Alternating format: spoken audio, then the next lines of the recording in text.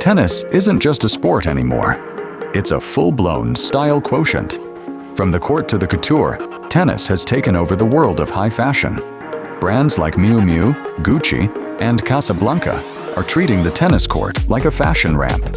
But how did a sport defined by strict country club rules become the ultimate symbol of effortless, luxury streetwear? Today, we're serving up the ultimate history of court couture. So let's begin. To understand where we are now, we have to look back at just how ridiculous tennis gear used to be. In the late 19th century, tennis was a sport for the ultra-wealthy.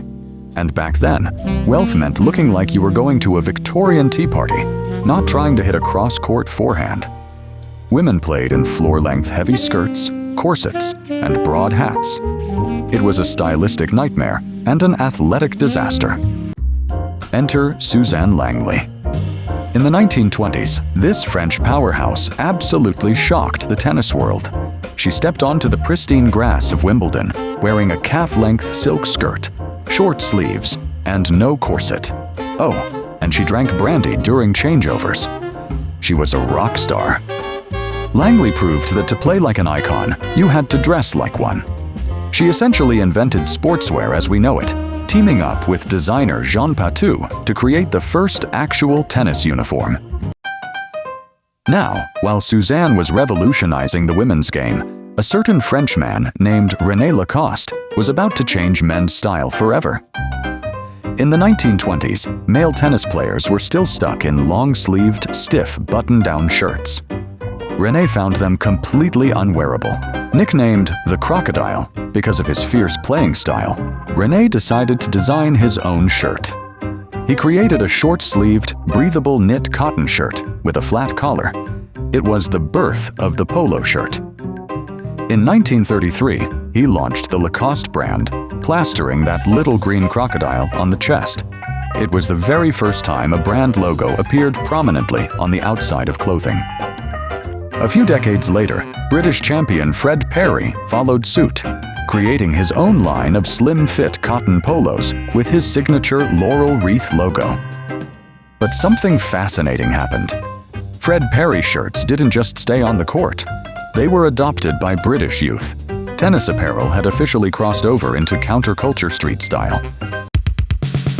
If the mid-century was about class and subculture, the 90s and 2000s were about pure, unadulterated rebellion. And nobody did that better than Agassi. Agassi utterly smashed the traditional, all-white country club dress codes. He wore neon undershorts, acid-wash denim shorts, and graphic tees. He brought a rock and roll attitude to a sport that was notoriously stuffy. He made tennis cool for a whole new generation of kids who didn't care about Wimbledon traditions. And then came the undisputed queen of court couture, Serena Williams. Serena didn't just play tennis, she used the court as her personal Paris Fashion Week. From her 2002 black catsuit that caused a literal media frenzy, to the breathtaking tutu designed by the late Virgil Abloh for Off-White, Serena weaponized fashion. She used it to express power, black excellence, and femininity in a space that historically tried to police women's bodies.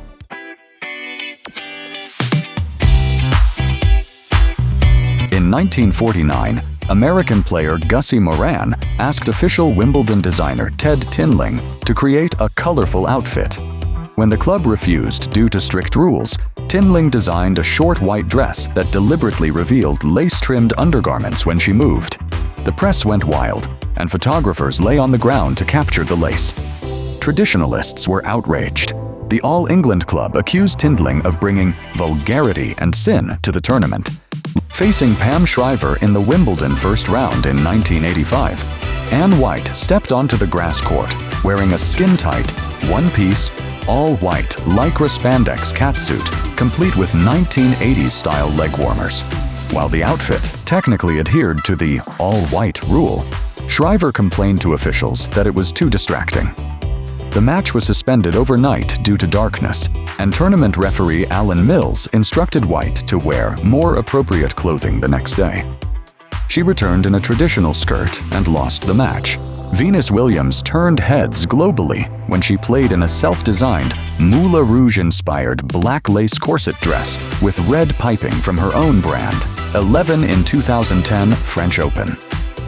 What truly shocked viewers, however, were the flesh-toned undershorts beneath the dress, creating the visual illusion that she was playing in nothing but a corset. Because Wimbledon's rules grew increasingly restrictive over time, underwear became a massive point of contention. In 2007, Tatiana Golovin wore bright red undershorts beneath her dress. Golovin's look was permitted because the strict, completely white decree wasn't updated until 2014 to include undergarments. In 2017, Venus Williams was forced to change her bra mid-match because her pink straps became visible during play. By the time Venus played in 2017, the 10-part dress code decree strictly enforced that even undergarments visible through sweat had to be pure white. So, why is every major luxury brand obsessed with tennis today? It comes down to a lifestyle shift. Tennis has always carried an aura of old money luxury, exclusivity, and wellness. In the post-pandemic era, fashion became obsessed with athleisure. Pop culture blew the doors wide open when films like Challengers dominated theaters, styled entirely with that hyper-chic, retro athletic aesthetic. It solidified tennis as the ultimate summer look. It's about the vibe of looking like you just stepped off a clay court in Monaco. From the suffocating corsets of the 1900s to the neon spandex of the 90s, and finally to the luxury runways of today, tennis and fashion have run parallel lines for over a century. It's a sport that demands individual expression, and the clothes have always reflected that battle between rigid tradition and bold individuality. Thanks for watching. If you like the video, please don't forget to like and share the video. Subscribe to the channel for more such interesting stories and other content.